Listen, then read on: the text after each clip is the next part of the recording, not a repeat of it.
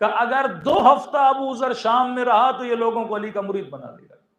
پھر ابو ذر کو شام سے نکالا. علماء فرماتے شام سے نکل کر ابو ذر لبنان کی طرف سفر کیا. اس زمانے میں لفظ لبنان تو نہیں تھا, لبنان کی طرف سفر کیا. اور علماء فرماتے ہیں جنوب لبنان میں جو شیعہ ہیں یہ جناب ابو ذر کی تبلیغ کا اثر ہے. یہ ہے برکت علی ابن ابی طالب کے ماننے والے کی. کسی مومن نے کہا مولانا کوئی فارمولہ دیجیے, 13 رجب کا دن تھا. میں نے کہا ایک چھوٹا سا فارمولہ دے رہا ہوں. جی مولانا. میں نے کہا اس مجلس میں مثلا کتنے لوگ آئے ہیں؟ مثلا 100 لوگ. میں نے کہا 100 کے 100 لوگ نیت کریں, مثلا اس وقت 13 رجب کا دن تھا. 100 کے 100 لوگ نیت کریں کہ اگلے سال تک ہم ایک شخص کو مکتب اہل بیت میں لائیں گے, کسی ایک کو شیعہ بنائیں گے. تو انہوں نے کہا مولانا کس کو بنائیں؟ میں نے کہا کوئی آپ کا ڈرائیور ہوگا, کوئی گھر میں کام کرنے والی ہوگی, کوئی آپ کا دوست ہوگا, کوئی سنگت میں ہوگا, کوئی یاری میں ہوگا. میں نے کہا سب سے ایزی ٹارگٹ وہی ہوتا ہے جو آپ کے ساتھ ہوتا ہے. میں نے کہا اگر ٹھان لو کہ میں نے اس کو مکتب اہل بیت میں لانا ہے, مکتب اہل بیت کے اتنا حسن ہے کہ ہر بندہ بڑی آسانی سے آ سکتا ہے, آپ نے صرف زحمت کرنے کی کوشش ہے. اور میں نے کہا اب سوچو اگر 100 لوگ ہو ٹارگٹ بنا دو, اگلی 13 رجب تک آپ 100 میں سے ہر بندہ ایک کو کیا بنائے گا؟ شیعہ بنائے گا. میں نے کہا آج 100 آئے ہو اور اگلے سال میں آؤں گا تو کتنے آؤ گے؟ 200 ہو کر آؤ گے. اگر زندگی کو ہدف دیا جائے, مقصد دیا جائے تو خدا اس مقصد میں کیا دیتا ہے؟ کامیابی. تبھی فرمایا من احیاھا فکأنما احیا الناس جمیعا, جس نے ایک انسان کو زندگی عطا کی گویا اس نے پوری کائنات کو زندگی عطا کی. خدا کوانٹٹی کو نہیں دیکھتا, خدا کوالٹی کو دیکھتا ہے. کسی افریقہ کی کسی کنٹری میں کسی مومن کے گھر میں گئے اور کیا دیکھا 4-5 نوکرانیاں رکھی ہوئی ہیں اور سب نے اسکرٹس پہنے ہوئے ہیں. میں نے کہا کیسے علی کے شیعہ ہو, ایک نوکرانی کو صحیح کپڑے نہیں پہنا سکے ہو. اور ہم باتیں کہاں کی کرتے ہیں, کبھی جنت کی کرتے ہیں, کبھی قیامت کی کرتے ہیں. جو پیڈ نوکرانی ہے جسے آپ پیسہ دے رہے ہو, اگر میں اسے لباس بھی اس کا صحیح نہ کروا سکوں, دین تو ایک الگ بات ہے, مذہب تو ایک الگ بات ہے, مکتب تو ایک الگ بات ہے. تو کہنے لگے مولانا آج تک ہم نے سوچا نہیں تھا.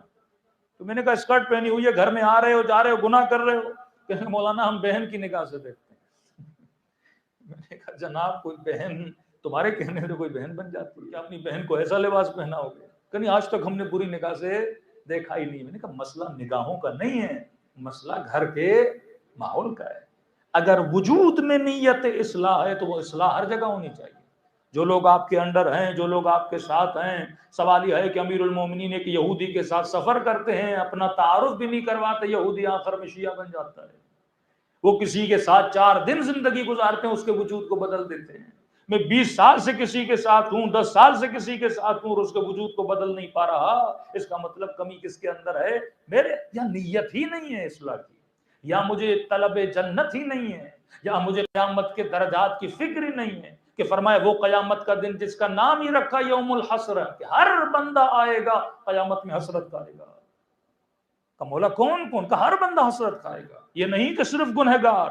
فرمایا اولیاء حسرت کھائیں گے, شہداء حسرت کھائیں گے, تالی قرآن حسرت کھائیں گے, نمازی حسرت کھائیں گے. فرمایا کیونکہ درجات اتنے بلند ہیں, جب ہر بندہ ہر درجے کو دیکھے گا حسرت کھائے گا. لیکن فرمایا ایک قوم ایسی ہے جن میں حسرت نظر نہیں آئے گی. کہا یہ کون ہے؟ قرآن کی آیت ہے یوم تری المؤمنون والمؤمنات یسعی نورہم بین ایدیہم وبایمانہم. کچھ ایسے لوگوں کو لایا جائے گا جن کے چہروں سے نور ہی نور چمک رہا ہوگا, اور انہی کو قلب سلیم کا بھی جواب دیا گیا, جن کے دل مطمئن ہوں گے اور چہروں سے نور ہوگا. اب آواز آئے گی دیکھنے والوں کی, اے نور کے اور نورانی چہرے رکھنے والے, یہ بتاؤ کہ نبی ہو, کیا ولی ہو, کیا حافظ قرآن ہو, کیا قاری قرآن ہو, کیا نمازی ہو, کون سا تمہارا عمل ہے جس کی وجہ سے چہروں سے نور نکل رہا ہے؟ آواز دیں گے مسئلہ نمازوں کا نہیں ہے, مسئلہ روزوں کا نہیں ہے. کب بتاؤ تو صحیح پھر کس وجہ سے تمہارے چہروں پہ اتنا نور ہے اور اتنا اطمینان تمہارے چہروں پر ہے؟ عجیب جواب دیتے ہیں. فرماتے ہیں دنیا میں ہم سے کئی لوگوں نے محبت کی, لیکن ہم نے اس محبت کی وجہ سے ان سے محبت نہیں. دنیا میں کئی لوگوں نے ہم سے نفرت کی, ہماری برائیاں کی, ہماری غیبتیں کی, ہم پہ تہمتیں لگائی, کبھی بیٹے کو تکلیف دی. فرمایا ان ساری نفرتوں کی وجہ سے ہم نے ان سے نفرت نہیں کی. پھر تعجب سے پوچھا بتا تو صحیح تم نے پھر نفرت کس سے کی؟ تم نے پھر محبت کس سے کی؟ فرمایا ہم نے ہر اس سے محبت کی جس کے دل میں خدا کی محبت تھی. ہم نے ہر کس بات میں تم کم ہو.